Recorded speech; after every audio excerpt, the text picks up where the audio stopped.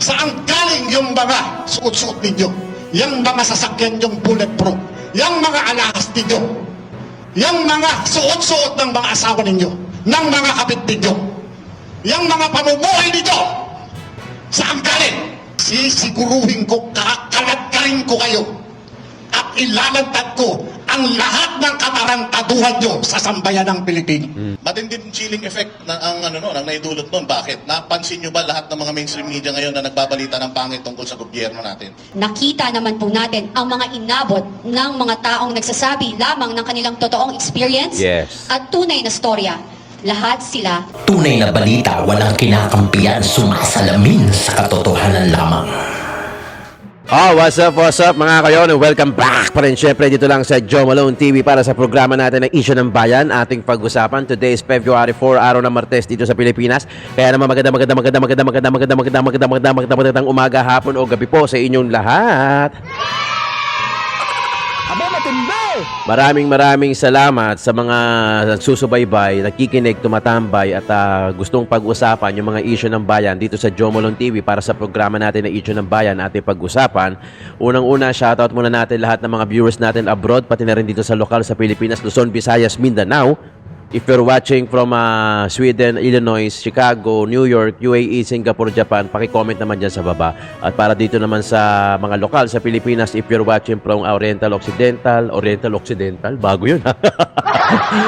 Cebu, Davao, Bulacan, Pangasinan, Laguna, paki-comment naman dyan. Attendance check po muna tayo mga kayo. Maraming salamat sa mga sumusuporta. Yung mga nagko-comment sa akin sa mga previous na video natin, thank you so much. Dahil sumusuporta kayo sa mga tulad natin na political vlogger. Ako po si Joe Malone TV para doon sa mga bagong pasok, sa mga hindi pa nakakakilala sa atin. Paki-subscribe na lang po ang ating channel at nang sa ganon ay lagi rin kayong updated sa mga videos na ina-upload natin araw-araw. Click the notification bell. Tapos doon sa mga nakakaalala sa akin, paki-like and share naman yung video natin. Nang sa ganon ay magkaroon ng engagement yung ating YouTube dahil nasa shadow ban na naman tayo. Ang inyong likod nagtapos ng psychology major po at meron din tayong earn unit sa Master of Science major in Industrial Organizational Psychology diyan sa De La Salle University sa Maytap. Kaya ako sinasabi to dahil gusto kong sabihin sa inyo, at least alam nyo kung sino o kilala nyo kung sino yung pinapanooran nyo. Hindi po tayo nagpapakalat ng fake news gaya ng itatopic natin ngayon dahil nauuso yan at pinatawag nga yung 40 mga content creator, political vlogger at gustong imbestigahan sa TRICOM. Yan ang pag-uusapan natin ngayon. Yan ang topic kahit gabi na. Pilit natin na tatapusin ito dahil ito yung issue ng bayan na talagang mainit ngayon. Grabe na. Nakakuha ata sila ng katapat. Parang nung una, parang yung 40, parang parang walang umatin Kasi parang may napanood ako ng live, nandoon sila sa Supreme Court. So parang dun sila dumiretso. Pero may press con sila dito sa SMNI. Ito yung video na papanoorin natin. Tapos, meron ding parang si Prof. Malu Tikya parang umatin nata kasi pero hindi muna natin itatakal ngayon, i-discuss. Okay. Issue ng bayan nating pag-usapan, naniniwala po ang inyong lingkod na mga tulad nito na issue ng bayan kailangan natin pag-usapan po sa isang himay-himayin dito sa channel natin. Bakit kamo? Kasi parte tayo ng gobyerno na yan. Parte tayo ng gobyerno na to. Parte tayo, whether we like it or not, kailangan makialam tayo. Kailangan na pag-usapan natin yan. Kailangan maging parte tayo niyan dahil ito naman talaga ang natin ang gobyerno natin 'di ba? So dapat lang alam natin kung ano yung tama sa mali, 'di ba? At tawag natin lagi yung tatandaan na talagang wala namang nakukulong sa pagsabi ng tama, 'di ba?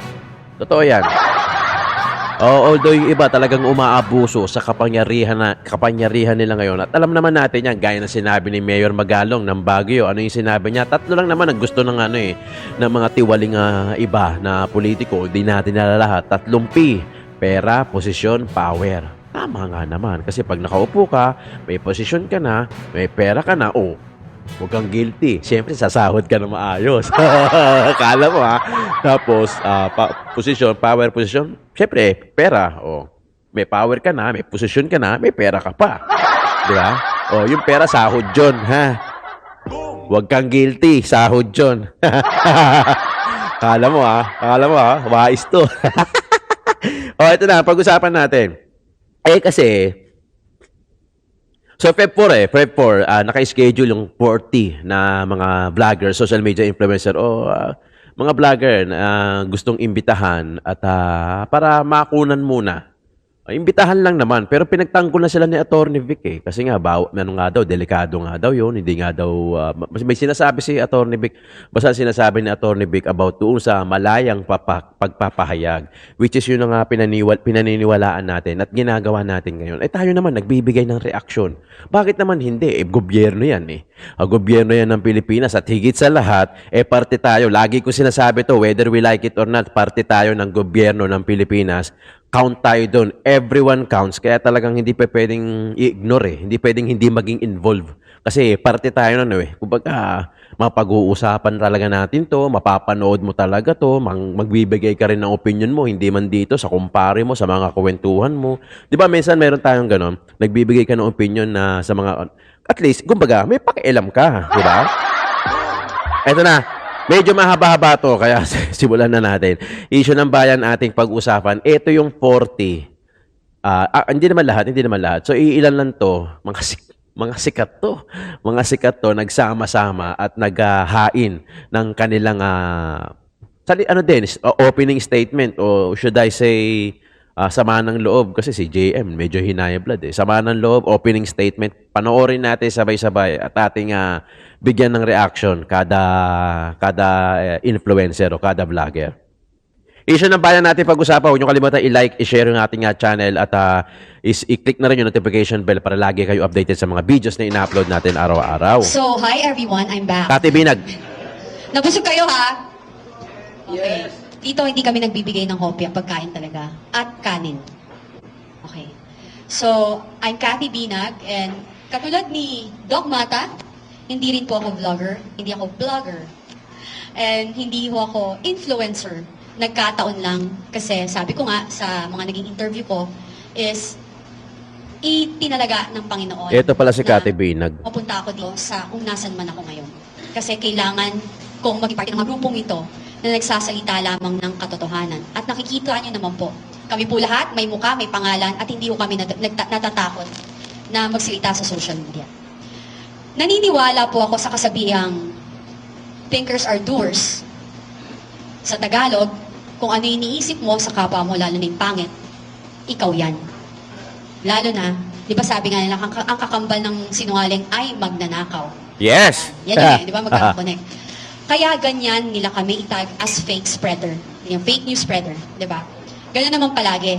Hindi nyo ba napansin? What is happening now is not about the ideology of legislation in Congress regarding freedom of speech and our pursuit of a democratic country. It is their personal vendetta to silence their critics and the voice of the Filipino people.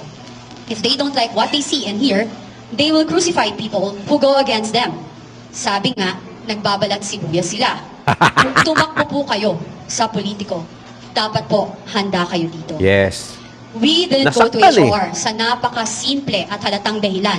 Alam naman natin, higing fair sa pagdinig na gaganapin dahil sa mga nakaraang pangyayari. Nakita naman po natin ang mga inabot ng mga taong nagsasabi lamang ng kanilang totoong experience at tunay na storya. Lahat sila ay tinag na sinungaling. Lahat sila na demoralize. Lahat sila ininsulto. Yes. At hindi pinakinggan. Yes. So bakit po kami pupunta? Okay lang po at nakontempt. Hindi, nakontempt pa po sila. Okay lang kung makontempt, kung kakontempt-contempt. Oo. Kaso hindi. Kaya, Makinig, that's why we decided to go to Court of Law, not in Congress. Supreme Court. I want all of us to stand up for what our basic rights and freedoms. The recent action of certain congressmen in the Philippines who are attempting to control freedom of speech cannot go unchallenged. We must resist any attempts to silence our voices and censor our opinions. It is concerning to see elected officials try to limit our fundamental right to express ourselves freely. Let us remember, wag po nating kakalimutan that a thriving democracy depends on the ability of its citizen to engage in open and uninhibited discussion. Napaka-selective po nila. Nang sila ay tumakbo sa politiko, as a politician, at gusto ng ating boto, napakabuti po nila. Masahol pa po sila sa maamong tupa. Gusto na palitan si God eh. Nakalimutan po nila na na wala ho sila sa kanilang posisyon kung hindi ho sa ating boto. Yes. Ang House of Representatives is House of the People. Hindi ho kayo nilagay dyan sa posisyon na yan para ho abusuhin ninyo sa politika. Lahat ho ay temporary lamang. Mas sana, yan po ba ang gusto nyong mangyari? Ang mag-iwan ho kayo ng legacy na dadalhin ng mga anak at apo ninyo na ang sama-sama ng record na iniiwan nyo. You are a Yung ano yan Hindi eh. ho kayo karapat Sa kanila yan, sa signal posisyon nila. na ibinigay sa inyo. Sa inyo, sa mga politicians, sa mamamayang Pilipino, patuloy ho tayong labanan ang mali na nangyayari sa ating bayan, ang pagnanakaw o pag-aabuso sa kaba ng ating bayan. May karapatan ho tayong lahat, mayaman, mahirap, or anumang kinalalagyan natin, aspeto natin sa buhay, na magsalita. Dahil wala pong karapatan na ang sino man na pumigil sa ating magsalita na ilabas ang katotohanan at ipaglaban natin kung ano ang nararapat at ikabubuti ng Yes. ating bayan. Galing. Maraming salamat. Kati Binag. Ito, si JM. Magandang Jonathan hapon Mendoza. sa inyong lahat. Ako po si dating PIDEA agent, Jonathan Pidea Morales. Age. Alam nyo, napakatagal kong inantay yung pagkakataon na ako ay maimbitahan diyan sa House of Representatives. Subalit, talagang yung mga pagkakataon na yun, dumating ako doon sa punto na talagang seryoso akong kinausap ng aking abogado na si Attorney Vincent Badong. Ang tapang, kahit kailan, pwede mong ipakita. Subalit, depende sa laban na pupuntahan mo. Sa mga pagkakataong katulad nito, kung saan yung kalaban natin ay hindi lumalaban ng Parehas. Yes. Nagtatago ang mga ito sa kapangyarihan, taglay ng legislative power. Oo. Ginagamit nila yung kapangyarihang ipinagkaloob ng ating saligang batas. Kapangyarihang siyang sisiil sa karapatan ng lahat ng Pilipino. Correct. Bagamat nag-aagaw yung damdamin ko at doon sa maganda at legal na suhestyon ng aking abogado, labag man sa kalooban ko, sinunod ko siya at ganun din ng konsensus ng karamihan sa mga kasama ko. Gusto ko talagang makaharap si Congressman Barbers, si Dan Fernandez, si Congressman Paduano, Yes. at iba pa, upang pamukha sa kanila. Ginagawa nyo pa talaga Ang yung trabaho mandato nyo. na pinagkaloob Yes. sa inyo ng taong bayan. Nanginginig ako bilang isang dating alagad ng batas. Gusto ko talaga silang sampalin ng katotohanan. Bakit? May nabago ba sa buhay namin kaysa sa mga buhay ninyo ngayon? Saan galing yung mga ginagastos ninyo? Saan galing yung mga suot-suot ninyo? Yung mga sasakyan yung bulletproof? Yung mga alahas ninyo? Yung mga suot-suot ng mga asawa ninyo? Ng mga kapit ninyo? Yung mga pamumuhay ninyo? Saan galing? Kami, ako, nagpapakamatay, nakikipagbarilan, humaharap sa bala, humaharap sa panganib para sa bayan. Dating Kayo, PIDEA anong ginagawa? agent yan, ha? Di ba? Anong ginagawa ninyo? Ikukulong ninyo ako? Sige, walang problema sa akin yan. Pero, sisiguruhin ko, kakalagkarin ko kayo at ilalantad ko ang lahat ng katarantaduhan nyo sa sambayan ng Pilipino. Yan ang gusto ninyo, hindi ba? Ako lang at kaming mga vloggers ang kaya ninyo. Yes. Bakit hindi nyo imbestigahan si Bongbong Marcos? Bakit hindi Kung nyo talagang imbestigahan patas. si Lisa Marcos? Puro kayo sindikato. Mga ipokrito kayo. Ha? Nakakanginig kayo ng laman. Nakakanginig kayo talaga ng laman. Ako, umaamin ako ng tao na napapatay ko. Kaya nyo bang gawin dyan para sa bayan? Alam nyo, sa totoo lang, pagka nakikita ko yung ganito, yung kinakaya-kayanan ninyo, yung sambayan ng Pilipino na nagpapasweldo sa inyo, nang liliit ako. Malayo ito sa pinanumpaan natin nung tumanggap tayo ng trabaho sa gobyerno. Nangako tayo sa sambayan ng Pilipino na ipaglalaban natin ang kanilang karapatan. Pero asan kayo ngayon? Nasaan kayo ngayon? Kayo sana ang inaasahan namin. Ipagkatanggol ang saligang batas. Pero ano ngayon? Wala. Kinatatakutan nyo, adik! Meron dyan mga dating pulis, mga dating military. Asan kayo ngayon?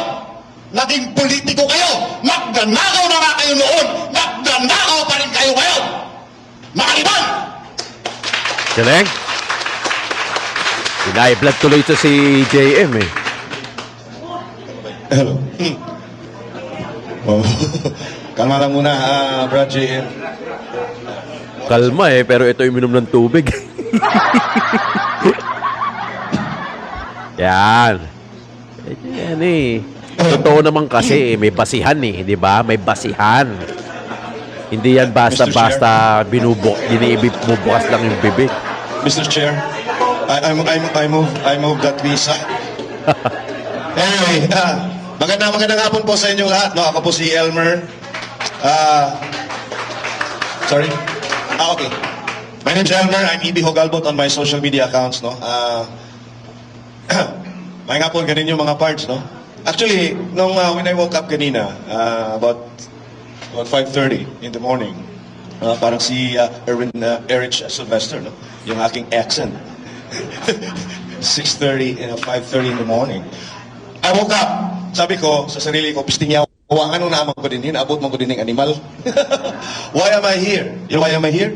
Because I was labeled so many names.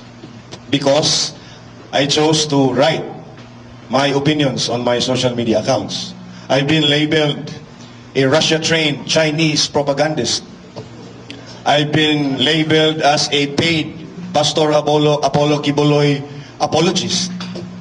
Most recently, I was labeled as a DDS double agent. Pero ako, wala akong problema niyan eh. You can label me anything. I don't really care. What I cannot accept... I'm sorry? Okay. What I cannot accept is for me to find my name published in the Inquirer,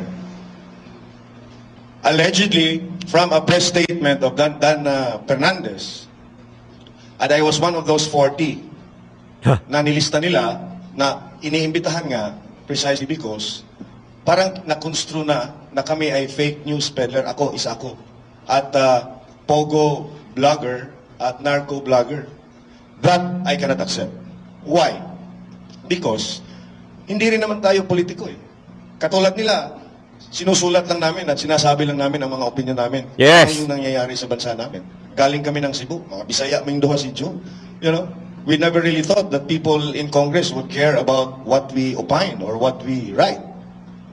Pero, because, yun na nga, dahil nga gusto nilang i-silence yung legitimate political Yes. dissent at medyo naaanghangan na sila sa aming mga kritisismo, talagang gusto nilang patahimikin tayo. Yes. That's why, collectively, we've decided to go the legal route. Supreme Because Court. the legal route is where we will be given a fair trial or a fair opportunity to defend ourselves. Not in the biggest crocodile farm of the country, Congress. House of Kasi Representatives. we've seen it. They are not just out to silent, legitimate political dissent.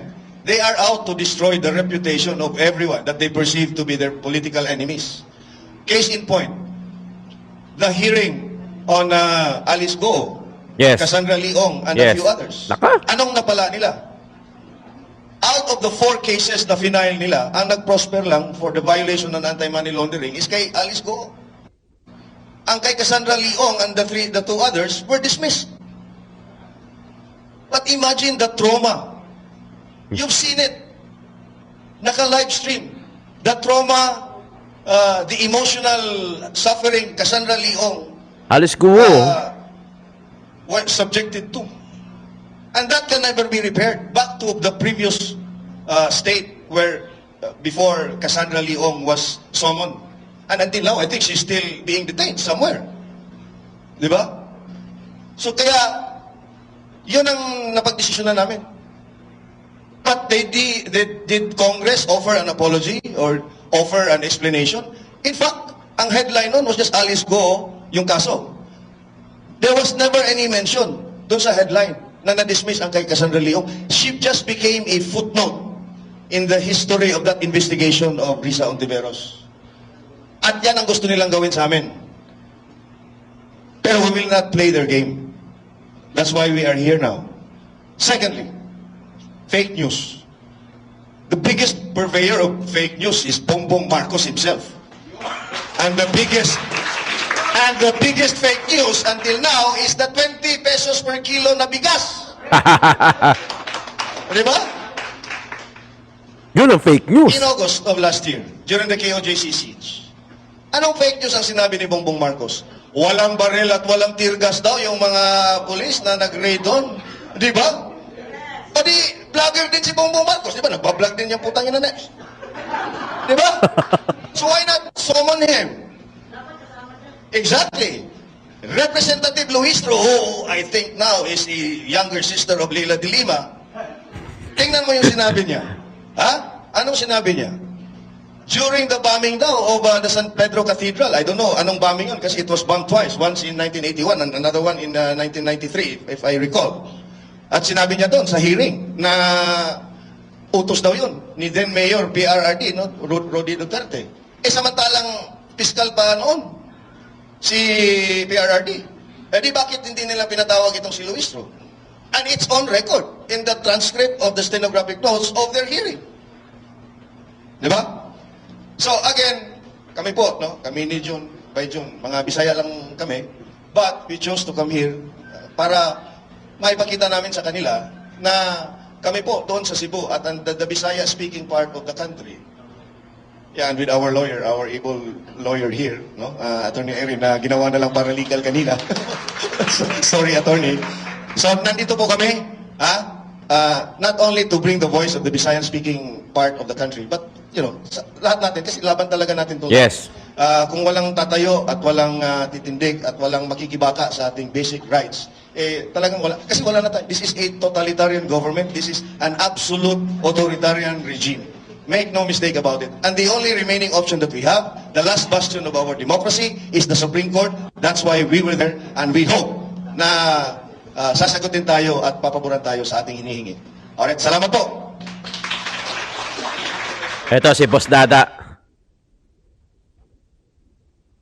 Si Boss Dada na. Medyo magulo lang yung internet na itong SMN na eh. Dito lang sa particular, siguro na ano na rin ito eh. Ayun na, si Boss Dada. Sa social media po, meron pong unfollow, tsaka block. Kung hindi nyo gusto yung mga naririnig nyo, pwede po kayo mag-unfollow at Or mag-block. i-block. At the same time, kung ayaw nyo naman na nasisita po kayo, huwag po kayong tumakbo sa posisyon. Kung kayo uwi sa mga bahay nyo, magtanim kayo ng kamote, mamatay kayo bukas, wala kaming pakialam. Pero kung kayo po ay nanligaw sa taong bayan, Public kayo po servant. ay humingi ng boto, Yes. pinagkatiwalaan, at may mga budget na galing sa buwis ng taong bayan, Alam nila yan eh. hindi po kayo dapat mga balat sibuyas. Lalong-lalo na kung sinisita po kayo dahil sa mga nakikita nilang pagkakamali ninyo sa mga ginagawa ninyo sa pagtatrabaho. Sa Yung trabaho. outcome na yan, kung ayaw po ninyo na masita yan, ipribado po ninyo, huwag niyong i-public. para hindi namin nakikita at nalalaman kung anong mga nangyayari dyan. Nakikita natin sa ilang hearing ba naman, pati ba naman itsura ni Colonel Grijaldo, ginamit nyo pang parang mas mukha siyang kriminal kaysa sa inyo. Hindi naman po yata tama yan. Just kanina, nakita po natin, narinig natin, na ngayon ko lang nalaman ang namo ay hindi po pala mura. Oo, kasi natawag si si Joey ng namo ng Pastor Pamandin o Bishop Pamandin. Pero hindi daw siya mura. Hindi daw mura, naman daw ibig sabihin namo. Kaya namo ka, since di naman mura yan, namo ka. Namo ka. Namo ka. Hindi mura yun. Hindi naman mura yun.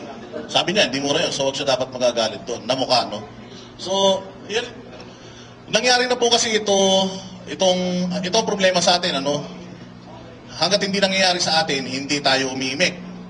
Nagsimula po din silang nag-attempt na sirain or yung ating karapatang pantao or karapatan sa malayang pagpapahayag ay kinitil simula nung nagtanong si Ka Eric sa Kongreso kung saan dinala or bakit napakalaki ng kanilang kung magkano ba yung inyong travel allowances and all.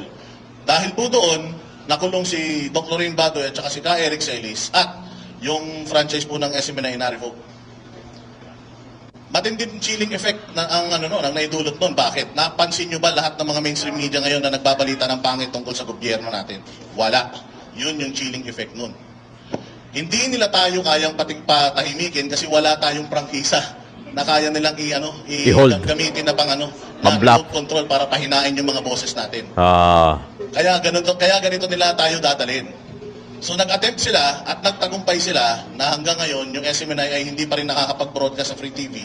At yung mga kasamahan nila sa media na dating maingay, dating never again, pero ngayon, kakampi na nila.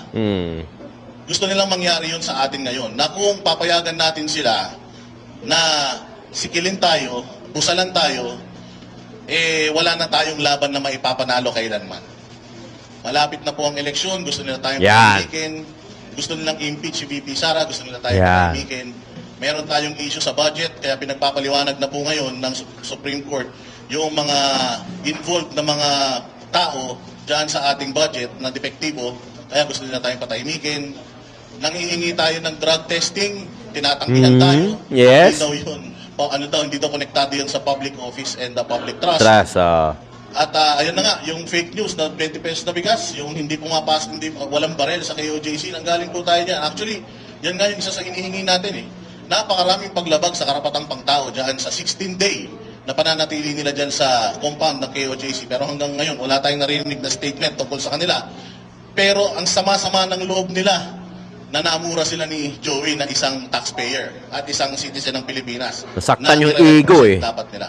You're supposed to be the representative of the people. Kayo po dapat ang boses ng taong bayan sa Kamara. Dapat po nakikinig po kayo sa mga tao na nire-representa ninyo. Katulad ng sinabi ni Sir Mark, kaya po kami fina-follow ng daan-daan libong mga Pilipino kasi pare-parehas po kami ng opinyon. Pare-parehas po kami ng nararamdaman. Pare-parehas po kami ng pinanggagalingan. Ngayon po, pinagsama-sama nyo kami. Good luck sa inyo. Thank you very much. Eto, paliwanag natin, no? Since na napanood na natin yung mga ibang opinion, opening statement ng mga political vloggers na to, karamihan dito, hindi ako nagkakamali, mga DDS vlogger. Okay, ganito. Sample natin. Kaya nag-come up sila ng ganyan. Kasi nasubaybayan natin yung Quadcom eh. Nasubaybayan natin yung hearing. Ako, nasubaybayan ko personally. Yung hearing ni Alice Guo. Kahit magbalik tanaw ka dyan sa mga video natin, nasubaybayan ko eh. From the very start, nung na-radio sa Banban hanggang sa gumulong yung kaso ni Alice Guo, tapos lumitaw na si Cassandra Leong, yung kapatid, yan. Yung buo, napunta sa Senate, nagkaroon ng hearing, bumalik sa House of Representatives, tapos bumalik ulit sa Senate, and so on and so forth. Basta yung sa Pogo, talagang nasaksiyan ko. At gaya ng sinabi ni Alice Soto, na meron naman talagang ilang kongresista sa Quadcom na talaga naman nagmalabis, especially doon sa mga bitaw ng tanong. Kaya nga, anong sinasabi ni Congressman Dante Marcoleta? Yung Quadcom daw, sabi ni Congressman Dante Marcoleta, nag-aastang piskal. 'Di ba? Kaya nung lately wala naman silang nakuhang sagot wala silang nakuhang sagot na matino kay Alice Guo kung natatandaan niyo, 'di ba? Puro che-check ko. Titignan ko, che-check ko, 'di ba? Puro gano'n na sagot. Tapos ng mga bandang huli sila Sandra Leong, I invoke my right against self-incrimination na ang sinasagot nila kasi nagmamalabis na yung tanong eh, 'di ba? Feeling nila talagang parang nabubugbog na sila sa mga tanong. Kaya siguro naturuan na rin sila ng mga lawyer nila na ang isagot mo I invoke my right against self-incrimination hanggang sa mapunta na talaga sa korte yung kaso. At least doon magiging patas yung laban, 'di ba? Kaya nag-come up sila ng ganito, nagbigay na sila ng hunch o yung mga kutob nila na baka ganun din ang gawin sa kanila kasi may pattern naman. May pattern eh, 'di ba? Kaya iniisip na itong mga to, lalo na yung mga political vlogger na ganun din ang gagawin sa kanila. Pag nagsabi sila ng totoo, hindi sila nagsabi ng totoo, may inis sa kanila hanggang sa ma-contempt na sila. Tingnan nyo sila JM, 'di ba? Sila Cathy Binag. Ayun na yung sinasabi, sila Boss Dada. Gustong patahimikin eh. Gustong patahimikin yung mga political vlogger. Tamang-tama, mag-e-election na. Pag hindi nyo pa na-gets to, ewan ko na lang. Napaka-ironic ng mga issue, di ba? From Pogo, EJK, War on Drugs. Tingnan nyo yung pinupunto, Tingnan nyo yung pinupunto. From Pogo, EJK, War on Drugs. Yan, sunod-sunod dyan. Tapos impeachment kay BP Sara. Tapos ano sunod? Yung rally, di ba? Peace rally ng INC. Tapos ngayon yung BICAM. Tapos ito yung mga political vlogger, mga social media influencer naman ang gustong patawag sa TRICOM. Nakikita nyo yung tinutumbok. Iisa lang. Duterte pa din na nasa dulo. Di ba? Duterte pa rin yung nasa dulo. Pero buti na lang, itong mga to, mukhang nagkamali ata ng binangga itong TRICOM at ang binangga pa nila yung mga sinampulan pa nila itong mga vlogger na to, mga matatapang din to, di ba? Mananinindigan din to. Naninindigan to sa pinapaniwalaan nila na talaga namang nagpapahayag lang sila ng sarili nila, ng opinion, na which is entitled naman lahat ng tao dito sa mundo na magbigay ng opinion. Di ba? At hindi yan gaya na sinasabi ni Banat Bay, hindi kami naniniwala, even I myself, hindi ako naniniwala na ako babayaran para mag-fake news. Wala. Ang sahod namin, views. Kaya nga ako nakikiusap, di ba? Nakikiusap ako sa inyo na wag mag-skip ng ads, paki-like, share, nang sa ganun magkaroon tayo ng YouTube recommendation hanggang sa may manood. Bumaba na nga, na-shadow ban na nga tayo dahil hindi ko alam kung talagang kumikilos sila na i-report yung channel natin hanggang sa hindi na magkaroon ng recommendation sa YouTube. So ganun na yung nangyayari, di ba? Walang nagpapasahod sa amin, even the Duterte, na kahit sinong mag-content na kahit ano sa Duterte, sa sobrang lakas ng Duterte, talagang magkakaroon ng views at itong taong to na nag-upload, magkakaroon talaga ng pera, ng sahod dahil talaga napakalakas ng Duterte. At hindi nagre-reklamo ang Duterte na wag nyo kaming i-content kasi kumikita kayo dyan. Walang ganun. In fact, yung ginawang pang-expose ni Congressman Ungab sa kanil President Roa Duterte, wala naman ang posisyon si Duterte sa kahit anong posisyon ngayon sa gobyerno. Pero siya lang ang may bayag, siya lang ang nagkikare sa pera ng taong bayan na may mali, na may blanco, which is true. Nakita naman natin at samot-sari na nga yung sagot nila. May iba nakita, may iba sinasabi mayroong blanco, may isa sinasabi wala. Na talagang hindi mo maintindihan kung ano yung paniniwalaan mo doon o talagang sinadya lang na magulo ang sagot at magkaiba-iba. Nang sa ganun, hindi tayo masatisfy na magkaroon tayo ng konkretong sagot. Yun ang pinaka-the best na paliwanag doon. 'Di ba? Wala eh. Yung chronological order from Pogo hanggang sa ngayon na TRICOM na, kung mapapansin mo, lalo na kung active ka talaga sa politics, makikita mo, isa lang talaga yung tinutumbok. Lalong-lalo na mag-e-election. 'Di ba? Lalong-lalo na mag-e-election. Kaya tandaan nyo yan, Tandaan nyo yan. Tandaan nyo at sa May 12, tayo mismo magpapahinto sa mga hinayupak na yan. Sa mga sobra yung ginagawa nila na gusto nilang even kami, mga vloggers, mga political vloggers na para bang gusto nila kami busalan. Di ba? Parang gusto nilang patahimikin ng sa ganun, walang marinig all throughout hanggang sa eleksyon. Tapos para pag nanalo sila, balik na naman sila sa ginagawa nila. Gets?